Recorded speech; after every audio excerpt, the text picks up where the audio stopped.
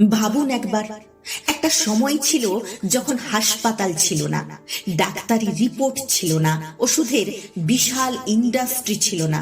তবুও কিন্তু মানুষ অসুস্থ কম হতো আর দীর্ঘদিন সুস্থভাবে বাঁচত। অথচ আজ আমরা সামান্য মাথা ব্যথা হলেই ওষুধ খাই, ঘুম না এলেই ট্যাবলেট খাই, হজমের সমস্যা হলেই সিরাপ খাই। কিন্তু তবুও রোগ যেন কমে না, বরং বাড়ে। এখন প্রশ্ন হলো কিভাবে? এই প্রশ্নের উত্তর খুঁজতে গেলে আমাদের ফিরে যেতে হয় প্রায় 3000 বছর পুরনো এক গভীর জ্ঞানের কাছে। এই জ্ঞান কোনো মন্ত্র নয়, কোনো অলৌকিক চিকিৎসা নয়। এই জ্ঞান হলো অষ্টাঙ্গ হৃদয়। কল্পনা করুন, আপনার হাতে এমন একটি ইউজার ম্যানুয়াল আছে যা শুধু আপনার রোগ সারায় না, বরং আপনি কেন অসুস্থ হন তার গোড়ার কারণটি বলে দেয়। আধুনিক চিকিৎসা বিজ্ঞান যেখানে লক্ষণ দেখে ওষুধ দেয়, সেখানে আজ থেকে 13,000 বছর আগে মহর্ষি বাগভট লিখে গেছেন এমন এক শাস্ত্র যা মানুষের কোষের কথা বলে। আজ আমরা আলোচনা করব অষ্টাঙ্গ হৃদয় নিয়ে। এটি কেবল পাতা ভর্তি কিছু মন্ত্র নয়, এটি আপনার শরীর নামক এই জটিল যন্ত্রটির অপারেটর ম্যানুয়াল। আপনি কি জানেন কেন রাতে দই খেতে মানা করা হয়েছে? কেন আপনার হাঁটুতে ব্যথা আসলে পেটের গোলমাল থেকে শুরু হয়? এই 30 মিনিটে আমরা এমন কিছু প্রাচীন সত্য জানব যা আপনার জীবনকে আমূল বদলে দেবে।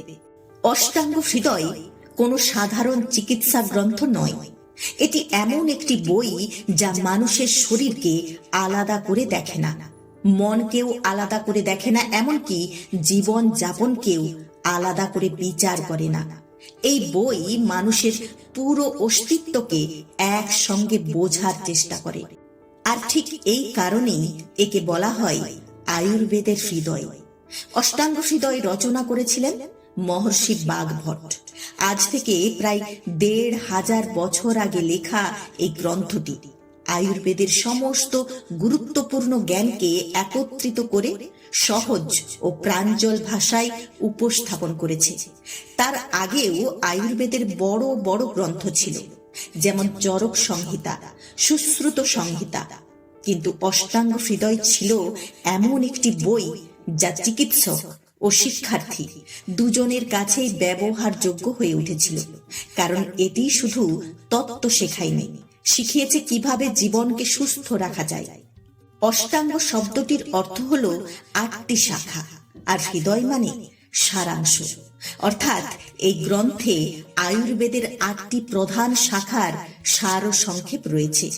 এই 8টি শাখা হলো কায় চিকিৎসা, বাল চিকিৎসা, গ্রহ চিকিৎসা, ঊর্ধ্বাঙ্গ চিকিৎসা, শল্য চিকিৎসা, দংশট্রা চিকিৎসা এবং রসায়ন ও বাজিকরণ চিকিৎসা। সহজ ভাষায় বললে এই 8টি শাখার মাধ্যমে মানুষের জন্ম থেকে মৃত্যু পর্যন্ত শরীর, মন ও জীবনের প্রায় সব দিককে বোঝার চেষ্টা করা হয়েছে। কিন্তু অষ্টাঙ্গ হৃদয়কে সত্যিকার অর্থে আলাদা করে তোলে এর দৃষ্টিভঙ্গি। এই বই বলে স্বাস্থ্য মানে শুধু রোগ না থাকা নয়, স্বাস্থ্য মানে হলো শরীরের শক্তি ঠিক থাকা, মন শান্ত থাকা, হজমকে ভালো রাখা, ঘুম গভীর হওয়া এবং চিন্তার ভারসাম্য বজায় রাখা। আজ আমরা যাকে হেলথ বলি, অষ্টাঙ্গ হৃদয় সেটাকে দেখেছে অনেক গভীরভাবে। এই গ্রন্থের কেন্দ্রীয় ধারণার একটি হলো ত্রিদোষ তত্ত্ব। আয়ুর্বেদ অনুযায়ী মানব দেহ পরিচালিত হয় 3টি প্রধান শক্তি দ্বারা, যেমন বাত, পিত্ত এবং কফ। বাত দোষ শরীরের চলন, শ্বাস প্রশ্বাস এবং স্নায়ুর সঙ্গে জড়িত। পিত্ত দোষ হজম, তাপ ও বিপাকের সঙ্গে সম্পর্কিত। আর কফ দোষ শরীরের গঠন, শক্তি ও স্থায়িত্ব বজায় রাখে। এই 3টি দোষ যখন নিজের সীমার মধ্যে থাকে তখন মানুষ সুস্থ থাকে। কিন্তু জীবনযাপনের ভুল অভ্যাস, অতিরিক্ত রাত জাগা, অনিয়মিত খাবার, মানসিক চাপ, ভয় বা রাগ এই দোষগুলিকে অসামঞ্জস্য করে তোলে।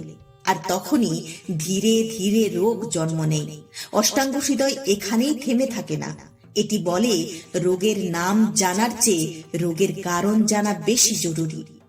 খাদ্য নিয়েও অষ্টাঙ্গ হৃদয়ের দৃষ্টিভঙ্গি খুবই গুরুত্বপূর্ণ। এই বই স্পষ্ট করে বলে খাদ্যই মানুষের প্রথম ওষুধ। যে খাবার সঠিকভাবে হজম হয় না তা শরীরের ভেতরে ধীরে ধীরে বিষে পরিণত হয়। এখানে বলা হয়েছে সব খাবার সবার জন্য ভালো নয়। একজন মানুষের দেহ প্রকৃতি, ঋতু, বয়স এবং হজম শক্তির উপর নির্ভর করে খাবার নির্বাচন করা উচিত। যেমন ধরুন, আপনার বন্ধুর জন্য যা পুষ্টিকর তা আপনার জন্য বিষ হতে পারে। বইটির প্রথম শিক্ষা হলো নিজের শরীরকে চেনা। আপনার মধ্যে বায়ু, পিত্ত নাকি কফ কোনটি বেশি তা জানলে আপনি নিজেই নিজের ডাক্তার হতে পারবেন। এই বইটি বলছে কি খাচ্ছেন তার চেয়েও গুরুত্বপূর্ণ হলো কিভাবে খাচ্ছেন। জল পান করার সঠিক সময় থেকে শুরু করে কোন খাবারের সাথে কোনটি খেলে শরীরে বিষক্রিয়া হয়, যেমন দুধ আর লবণ একসাথে খাওয়া উচিত নয়। এর অসাধারণ গাইডলাইন এই বইয়েতে দেওয়া আছে। আজ আমরা প্রায় ঘড়ি দেখে খাই, খিদা দেখে নয়, অভ্যাসের বশে খাই, শরীরের প্রয়োজন বুঝে নয়। অষ্টাঙ্গ হৃদয় আমাদের শেখায় শরীরের কথা শুনতে, কখন খাওয়া উচিত, কতটা খাওয়া উচিত, কি খাওয়া উচিত, এই সব প্রশ্নের উত্তর খুঁজতে শেখায় এই গ্রন্থ। শুধু শরীর নয়, মনকেও অষ্টাঙ্গ হৃদয় সমান গুরুত্ব দিয়েছে। এই বইয়ে বলা হয়েছে ভয়, দুঃখ, রাগ, হিংসা এই মানসিক অবস্থাগুলি দীর্ঘদিন ধরে থাকলে শরীরে রোগ তৈরি করে। আজ আমরা যাকে স্ট্রেস, অ্যাংজাইটি বা ডিপ্রেশন বলি, অষ্টাঙ্গ হৃদয় সেগুলিকে বহু আগেই চিনতে পেরেছিল। তাই এখানে চিকিৎসা মানে শুধু ওষুধ নয়, চিন্তার ধরন বদলানো। এই কারণেই যোগ, প্রাণায়াম এবং ধ্যান আয়ুর্বেদের চিকিৎসা পদ্ধতির গুরুত্বপূর্ণ অংশ। কারণ মন শান্ত না হলে শরীর কখনোই পুরোপুরি সুস্থ হতে পারে না। অষ্টাঙ্গ হৃদয় মানুষকে শেখায় নিজের ভেতরের ভারসাম্য খুঁজে নিতে। আজকের সময়ে দাঁড়িয়ে অষ্টাঙ্গ হৃদয়ের প্রাসঙ্গিকতা আরো বেশি। আধুনিক জীবন আমাদের সুবিধা দিয়েছে, কিন্তু কেড়ে নিয়েছে স্বাভাবিকতা। রোগ বাড়ছে, হাসপাতাল বাড়ছে, কিন্তু সত্যিকারের সুস্থ মানুষ কমছে। কারণ আমরা উপসর্গের চিকিৎসা করি, মূল সমস্যাকে নয়। অষ্টাঙ্গ হৃদয় কোনো অলৌকিক গ্রন্থ নয়, এটি কোনো জাদু চিকিৎসার প্রতিশ্রুতি দেয় না। এটি শুধু একটি পথ দেখায়, প্রকৃতির সঙ্গে মিল রেখে বাঁচার পথ, শরীরের সঙ্গে বন্ধুত্ব করার পথ। এই বই আমাদের মনে করিয়ে দেয় স্বাস্থ্য কোনো পণ্য নয়, স্বাস্থ্য একটি অভ্যাস। আর এই অভ্যাস গড়ে ওঠে সঠিক খাদ্য, সঠিক চিন্তা এবং সঠিক জীবন যাপনের মাধ্যমে। হাজার বছর আগে লেখা হলেও অষ্টাঙ্গ হৃদয়ের এই কথাগুলি আজও আমাদের জীবনের সঙ্গে গভীরভাবে জড়িয়ে আছে।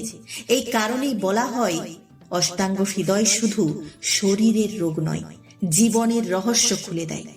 বন্ধুরা, অষ্টাঙ্গ হৃদয় পড়ার পর আমি বুঝেছি সুস্থ থাকা কোনো কঠিন কাজ নয়, এটি একটি অভ্যাসের বিষয়।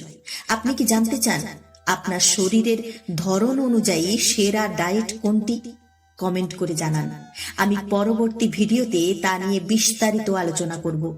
মনে রাখবেন, আপনার স্বাস্থ্যই আপনার জীবনের সেরা সম্পদ।